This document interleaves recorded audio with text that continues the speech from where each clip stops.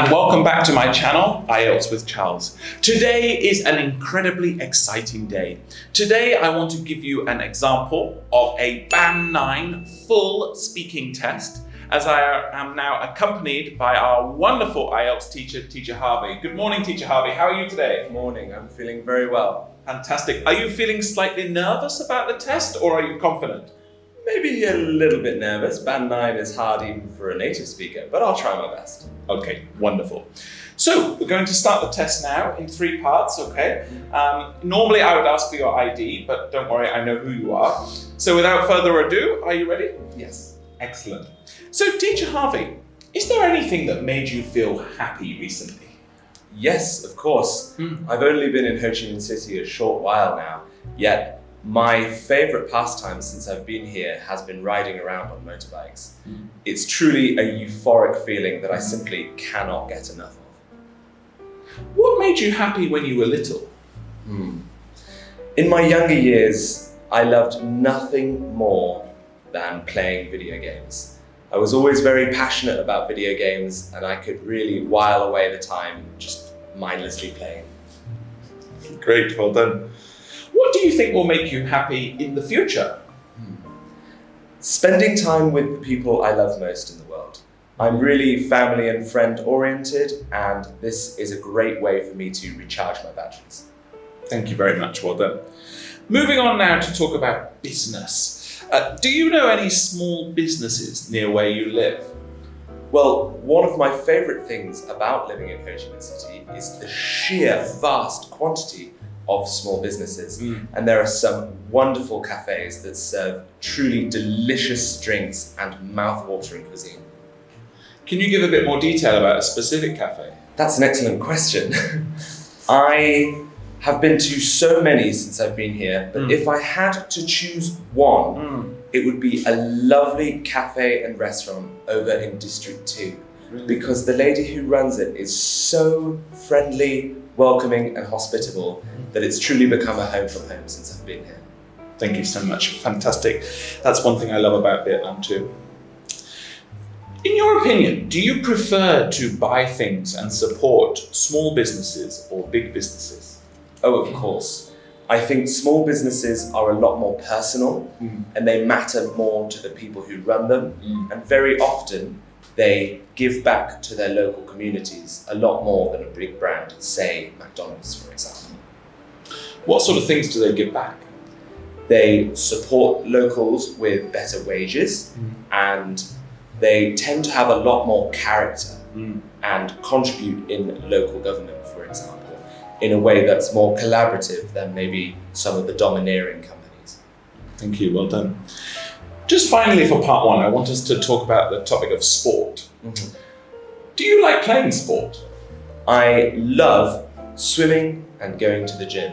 These are 2 ways that I can really relax and unwind, and hopefully with a lot more practice I'll have a body to die for one day down the line. Yeah, it's an interesting topic, isn't it? Did you play any sports when you were younger? I must confess I was never particularly sporty growing up, but at school we would often play sports such as rugby and football, which were not always to my taste, but I really loved playing tennis. This was something that I could really sink my teeth into. Thank you, well done, brilliant. So thank you very much for that, Harvey. We will now move on to part 2. Now in part 2, I will give you a question and then you have 1 minute to prepare and then 2 minutes of speaking. So if you're ready, can I give you the question now? By all means. Fantastic, well done. So the question is, can you please describe a friend from your childhood? You should say who he or she is, where and how you met each other, what you often did together, and explain why you like him or her. Teacher Harvey, here is a pen. Your minute starts now.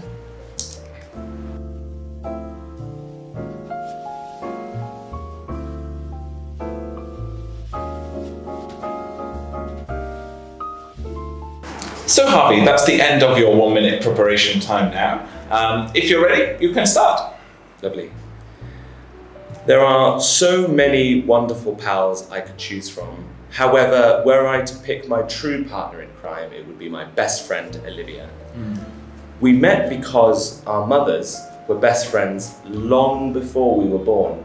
And on our first day of school, we just got on like a house on fire, as if by chance. It was truly a twist of fate that nobody saw coming. There are a variety of activities we used to partake in together. However, to choose just a few. Firstly, since we were both very passionate about video games, therefore we loved nothing more than whiling away our time partaking in a few rounds together. I must confess, I always won. As a result, she would often get very irate.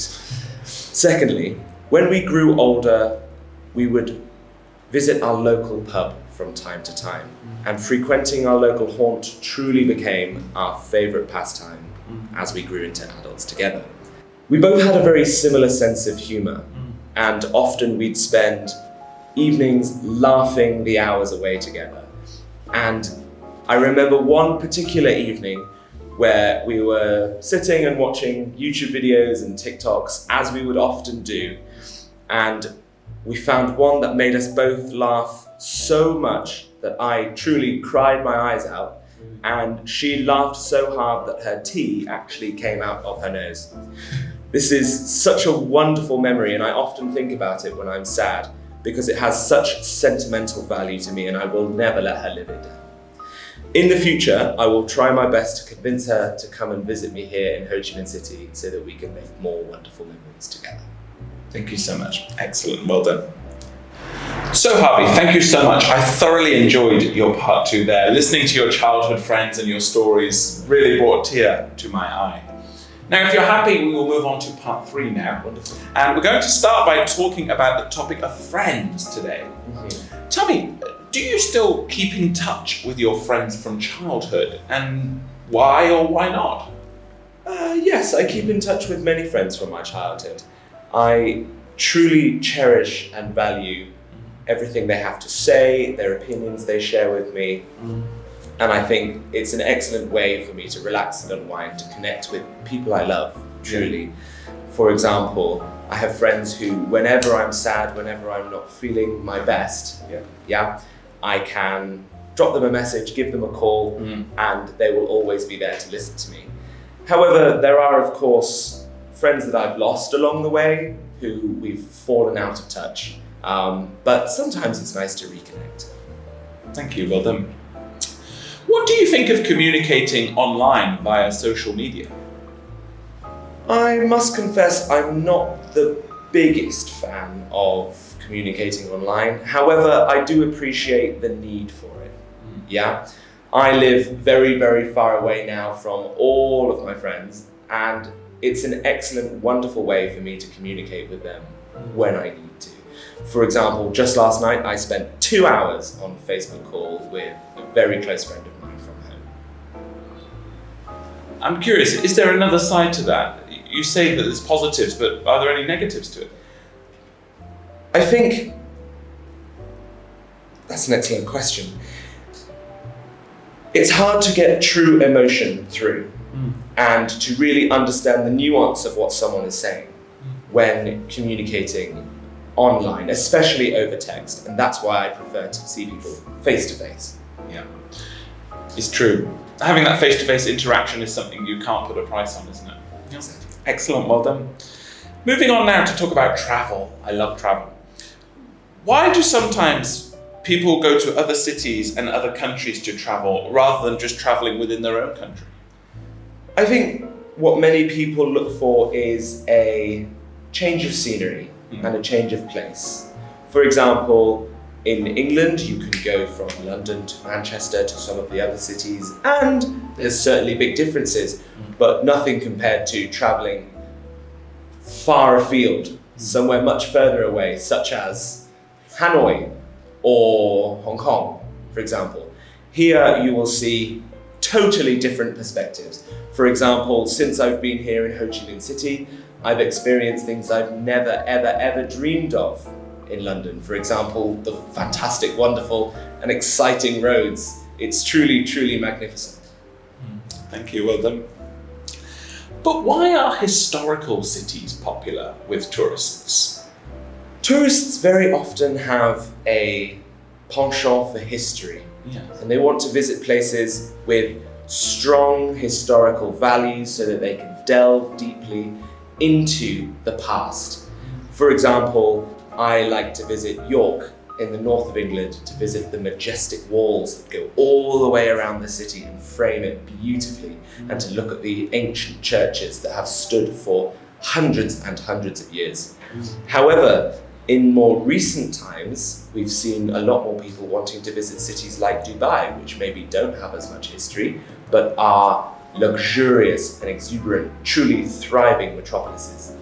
So I think there's two sides to that argument. In the future, I'd love to visit both. Really? Yeah. And just finally, to finish part 3, do you think tourists may come across any bad things when visiting other cities? Oh yes, of course. I think when you visit other cities, especially very, very vibrant and exciting cities with a very high cost of living, there are chances that you may encounter thieves, for example. Once I was in Covent Garden in London and I felt somebody trying to steal my phone from my pocket, a pickpocket, and thankfully I turned around when I did, otherwise they might have succeeded. However, of course, this is the exception to the rule. Of course, most people will visit many, many, many cities and never have any trouble. So I think it's just the luck of the draw. Absolutely.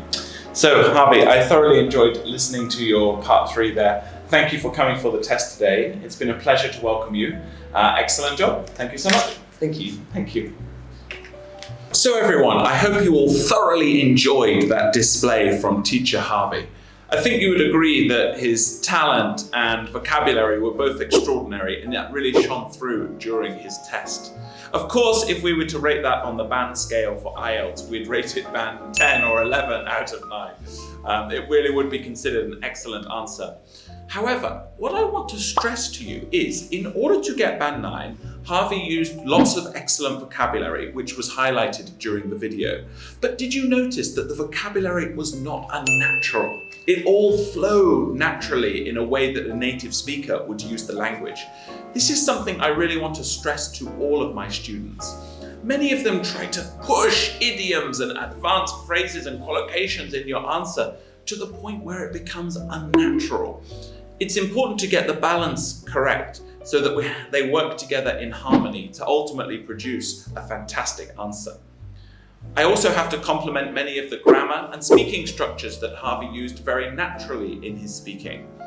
The part 3, he followed my formula of answering, explaining why, then giving an example, and indeed then giving the alternative, which allowed him to have a fluent and indeed a very impressive answers consistently throughout his speaking.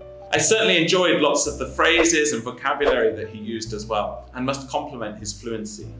Remember, I cannot stress the importance of intonation, the rise and fall of your voice when you're speaking, so that it sounds more natural. Don't be afraid in the speaking test to smile, to tell jokes. I loved his part 2 when he reminisced about his happy memories with his childhood friend Olivia.